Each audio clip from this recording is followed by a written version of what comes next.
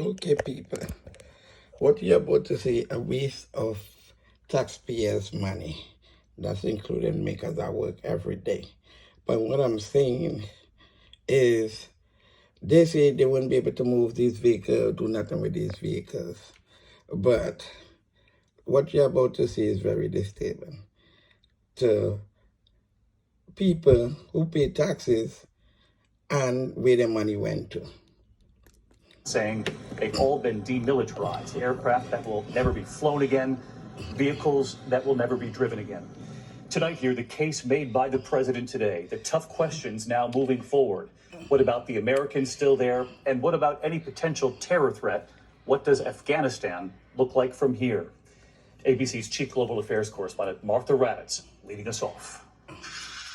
Tonight, President Biden defiant, doubling down on his decision to pull all U.S. troops out of Afghanistan. My fellow Americans, the war in Afghanistan is now over.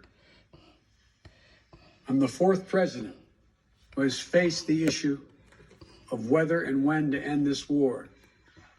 Yes, people, that's the end. The war is over. But the Taliban have enough weapons to put up a fight. Which American people left there for them? What about other people's life? What about a lot of, shit gonna be going down with all American weapons. Think about it. When I was running for president, I made a commitment to the American people that I would end this war. Today, I've honored that commitment. It was time to be honest with the American people again. We no longer had a clear purpose in an open-ended mission in Afghanistan. 24 hours ago, in the darkness of the Kabul airport, the last American service member leaving. I refuse to send another generation of America's sons and daughters to... They say the last American, they is not telling the truth. There's still a lot of Americans out there, okay? Some of them still want to come home, but they just want to say they go by the deadline, they're leaving. But there's a lot of Americans still there, out there. Fight a war that should have ended long ago. And no apologies for the violent and chaotic evacuation. I take responsibility for the decision.